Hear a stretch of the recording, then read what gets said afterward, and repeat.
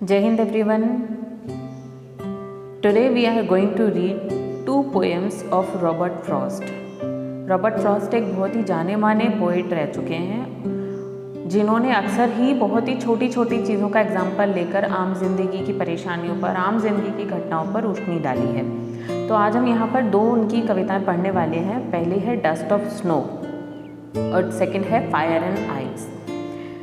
Dust of snow मतलब जो snowfall जो होता है, बर्फ़ जो होती है, उसकी जो बची खुची जो धूल होती है, या उसकी कह लो कि बची खुची जो फ्लेक्स होते हैं, बर्फ़ होते हैं, जो पेड़ों पे, सड़कों पे या कहीं रह जाते हैं। आपने देखा होगा कि इंडिया में तो नहीं है ये चीज़, पर अगर आप लंदन वगैरह की बात करूँ जहाँ पर बहुत बर्फ़बारी होती है, तो वहाँ पर पेड़ों पे, फिल्मों में हमें ये देखने को मिलता है कि पेड़ों पे बर्फ़ जम जाती है और अगर पेड़ को ऐसा आप हिलाओ तो बर्फ़ सारी नीचे गिरती है। तो उसी के बारे में कवि ने रॉबर्ट फ्रॉस्ट ने उसी पेड़ों से झड़ने वाली बर्फ़ को देखते हुए लाइफ का बहुत ही इम्पोर्टेंट लेसन उन्होंने यहाँ पर दिया है।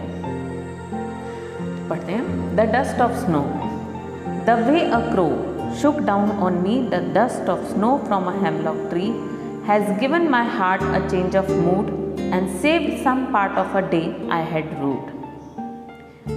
The way a crow, the way मतलब जिस प्रकार से एक कौवे ने, shook down on me, shake मतलब हिलाना, shook down मतलब हिलाया, सेकंड फॉर्म है उसकी, मेरे ऊपर हिलाकर गिराई, the dust of snow from a hemlock tree. Hemlock एक बहुत ही पॉइजनस ट्री है, तो उस ट्री पर जमी हुई जो बर्फ़ की डस्ट को, बर्फ़ के फ्लेक्स को कौवे ने हिलाया और मेरे ऊपर गिराया।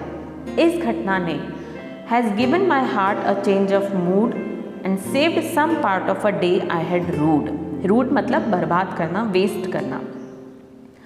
हैज़ गिवन माई हार्ट, इस घटना ने मेरे दिल को दिया है। अ चेंज ऑफ मूड मतलब मूड परिवर्तन, मतलब ये जो दृश्य मेरे साथ हुआ कि एक कौवे ने हेमलॉक ट्री पर जमी हुई बर्फ़ को पेड़ हिलाकर मेरे ऊपर उस बर्फ़ को गिराया, इस पूरी घटना ने मेरे दिल के, मेरा जो मूड है उसको परिवर्तित कर दिया। And saved some part of a day I had rued, और जो दिन मैं बर्बाद कर चुका था उस दिन का कुछ पार्ट मेरे लिए अभी भी बचा दिया। मतलब शायद कवि ये कहना चाह रहे हैं कि मेरा मूड बहुत ख़राब था, चाहे मैं उदास था, डिप्रेस था, फ्रस्ट्रेट था, जो कुछ भी था, पर मेरा मूड ख़राब था और इस मूड के कारण मैंने अपने दिन के बहुत सारे पार्ट को, यानी दिन का बहुत सारा समय मैंने वेस्ट कर दिया। ख़राब मूड के कारण मतलब ऐसा होता है ना, हमारा मूड ख़राब है तो हम कुछ भी प्रोडक्टिव काम नहीं करते, वेस्ट हो जाता हमारा टाइम। तो कवि यही कह रहा है कि जो दिन का इतना लंबा समय मैं वेस्ट कर चुका था, तो बाकी जो भी समय बचा था दिन का, वो वेस्ट होने से इस घटना ने बचा लिया। तो कह रहे हैं कि मेरा दिन का बहुत मूड ख़राब था, मैं कुछ काम नहीं कर रहा था, दिन का काफ़ी समय मैं यूं ही बर्बाद कर चुका था, लेकिन जिस प्रकार से उस कौवे ने इस पेड़ पर जमी हुई बर्फ़ को मेरे ऊपर गिराया, इस घटना ने मेरा मूड ही बदल दिया और मेरा बचा हुआ दिन बर्बाद होने से बचा लिया। तो शायद वो ये संदेश देना चाह रहे हैं कि बहुत बड़ी बड़ी समस्याएं बहुत ही छोटी छोटी हलों से सॉल्व हो जाती हैं। तो हम कभी भी इतना डिप्रेस नहीं होना चाहिए कि हम सब कुछ भूल भाल कर हम अपना ज़िंदगी बर्बाद करें, हम अपना समय बर्बाद करें। कि बड़ी बड़ी समस्याओं के बहुत छोटे छोटे सॉल्यूशंस हो सकते हैं, और बहुत बड़ी बड़ी समस्याओं के जो छोटे छोटे सॉल्यूशंस हैं ये हमारे आसपास ही कहीं मौजूद होते हैं। ठीक है, इसके बाद हम सेकंड पोएम पढ़ते हैं, fire and ice. Some say the world will end in fire, some say in ice. From what I've tasted of desire, I hold with those who favor fire.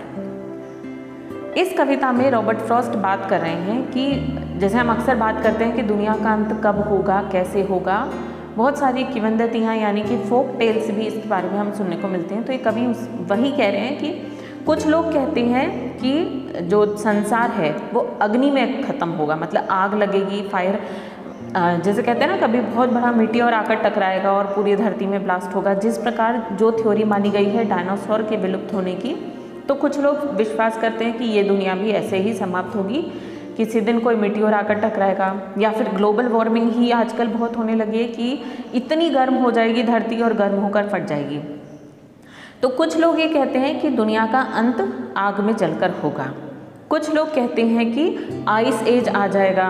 Movie देखिए आपने, ice as की बात करते हैं कि सब कुछ बिल्कुल जम जाएगा और सूरज खत्म हो जाएगा, तो दुनिया में कोई गर्मी नहीं रहेगी, बर्फ ही बर्फ हो जाएगी और सब कुछ खत्म हो जाएगा। तो कुछ लोग कहते हैं कि दुनिया का अंत आग में जलकर होगा।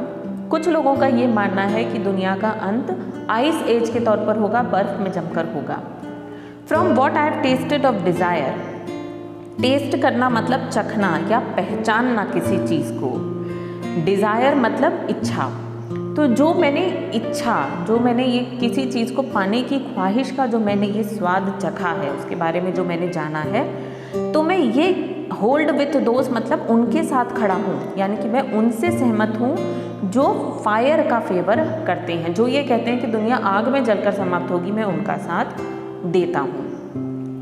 But if had to perish twice, perish मतलब समाप्त होना, लेकिन अगर दुनिया का अंत 2 बार होना हो, मतलब वो कह रहे हैं कि लोग अगर बात करते हैं कि दुनिया कैसे खत्म होगी, जल के या बर्फ़ में जम के, तो मैं ये कहता हूँ कि शायद जलकर खत्म होगी, मैं उनका ज़्यादा समर्थन करता हूँ। लेकिन फिर भी मुझे लगता है कि अगर दुनिया का अंत 2 बार होना हो, I think I know enough of fate to say that for destruction ice is also great and would suffice.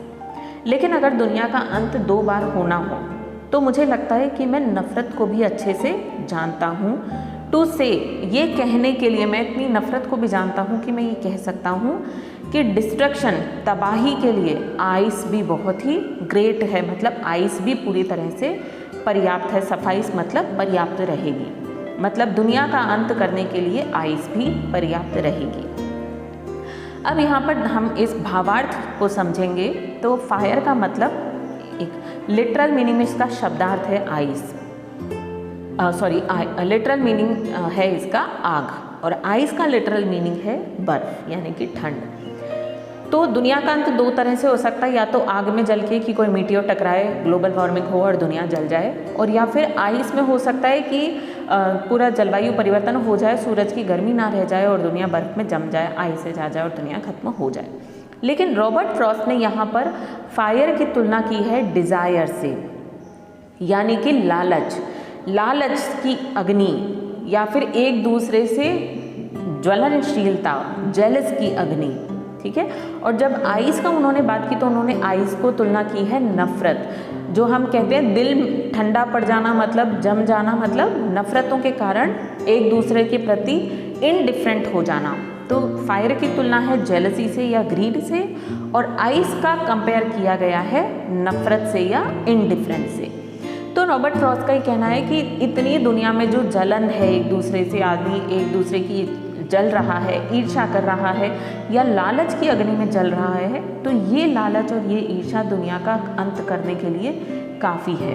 मतलब एक दिन मानवता इस दुनिया से खत्म हो जाएगी इस जलन और लालच के कारण।